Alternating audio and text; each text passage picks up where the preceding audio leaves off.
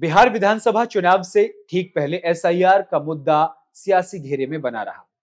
लेकिन अब एसआईआर न सिर्फ बिहार में हुई बल्कि अब उत्तर प्रदेश और पश्चिम बंगाल समेत 12 राज्यों में एसआईआर की प्रक्रिया शुरू की जाएगी।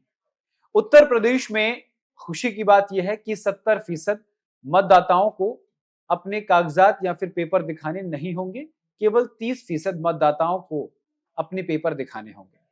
अब आप सोच रहे होंगे कि आखिर वो 70% मतदाता कौन है जिनको अपने पेपर्स नहीं दिखाने हैं और जो विशेष गहन पुनरीक्षण यानी कि एसआईआर में आएंगे और उनको अपने पेपर दिखाने होंगे। सबसे पहले आपको बता दें कि हमारे पास जो आधार कार्ड है, वोटर आईडी कार्ड है और हमारे जो पहले से हम लोग किसी सरकारी पोर्टल पर रजिस्टर्ड हैं, तो हमारा नाम या फिर उनका नाम उनके माता पिता के साथ अगर जुड़ा हुआ है तो उनको अपना कहीं पेपर दिखाना नहीं होगा। यानी कि इसको आसान भाषा में समझिए कि अगर आपने किसी भी सरकारी पोर्टल पर आपका रजिस्ट्रेशन है, पहले से सरकारी पोर्टल पर आपका नाम पहले से लिखा हुआ है, तो फिर आपको एसआईआर के पुनरीक्षण यानी गहन पुनरीक्षण मामले में आपको अपने पेपर्स डॉक्यूमेंट्स नहीं दिखाने होंगे।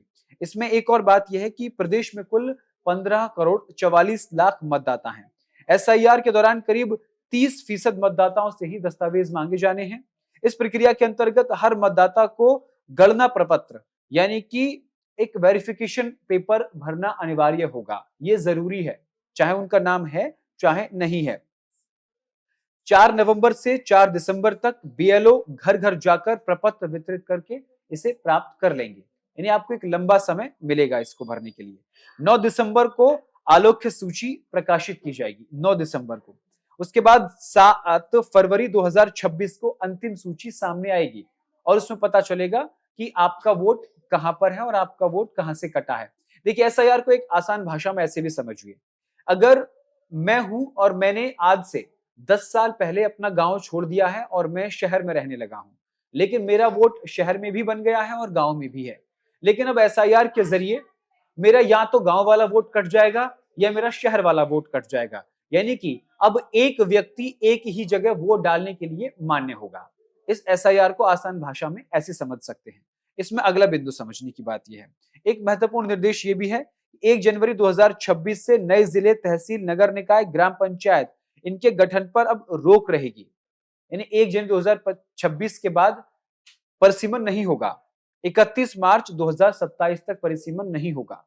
चुनाव आयोग और प्रदेश के मुख्य निर्वाचन अधिकारी यानी सीईओ ने सभी जिलों में शुद्ध और पारदर्शी मतदाता सूची तैयार करने के निर्देश दे दिए हैं। यानी बीएलओस की ड्यूटी लगा दी गई है। अब इससे फायदा क्या होगा वो हम आपको बताते हैं।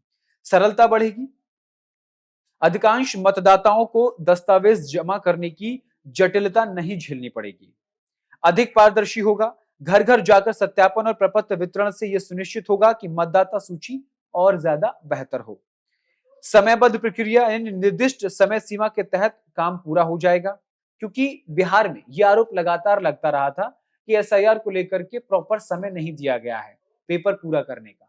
उन तमाम चीजों से मुख्य चुनाव आयोग ने सीख ली है और उसको अब उत्तर प्रदेश में अप्लाई किया जाएगा। यानी कि वोटर्स को पूरा समय मिलेगा अपना प्रपत्र भरने का। अब ध्यान देने योग्य वाली बातें ये हैं, 70% मतदाताओं को दस्तावेज नहीं देना होगा, लेकिन उनका नाम पहले से रिकॉर्ड में होना या माता पिता परिवार के नाम से प्रमाणित होना आवश्यक है। यदि रिकॉर्ड में नहीं है तो वो दस्तावेज मांगे जा सकते हैं। ये बहुत आसान तरीके से उत्तर प्रदेश में एसआईआर की प्रक्रिया हो सकती है। यदि आप अपने नाम, जिले, तहसील, मतदान केंद्र आदि की जानकारी जांचना चाहें तो स्थानीय निर्वाचन कार्यालय या फिर ऑनलाइन पोर्टल पर देख सकते हैं कि जो नई सूची बन रही है उसमें आपका नाम है या नहीं है। यदि आप अपेक्षित समय में सूची में अपना नाम नहीं देखते हैं या त्रुटि पाते हैं तो आप आपत्ति दाखिल करने का अवसर 9 दिसंबर से 8 जनवरी तक मिलेगा आपको। यानी पूरा समय आपके पास रहेगा, उसमें आप अपनी आपत्ति दाखिल कर सकते हैं। नए जिले पंचायतों के गठन पर रोक का मतलब है कि इस अवधि के बाद होने वाले प्रशासनिक बदलाव चयन प्रक्रिया पर असर नहीं डालेंगे। अब इसमें एक चीज को और समझना होगा, चुनाव आयोग की तरफ से अगले आने वाले 4 से 5 महीनों के लिए जो आला अधिकारी हैं, जिले के बड़े अधिकारी हैं, उनके ट्रांसफर पर भी रोक लगा दी है। यानी कि अब बड़े अधिकारियों यानी आईएएस पीसीएस के ट्रांसफर या फिर बड़े अधिकारी जो तहसील स्तर पर हैं उनके ट्रांसफर नहीं होंगे। इससे प्रशासनिक व्यवस्था मजबूत होगी और एसआईआर में आसानी होगी। अब आप समझ गए होंगे कि उत्तर प्रदेश में एसआईआर की प्रक्रिया शुरू हो जाएगी, लेकिन इसमें 70% लोग ऐसे होंगे जिनको अपना कोई भी डॉक्यूमेंट्स नहीं देना होगा। तो फिलहाल के लिए मेरे साथ न्यूज स्टेट उत्तर प्रदेश उत्तराखंड की डिजिटल पर इतना ही।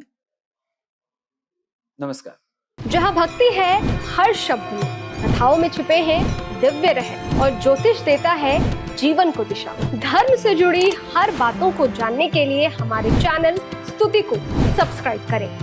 चैनल पर जाने के लिए इस लिंक पर क्लिक करें।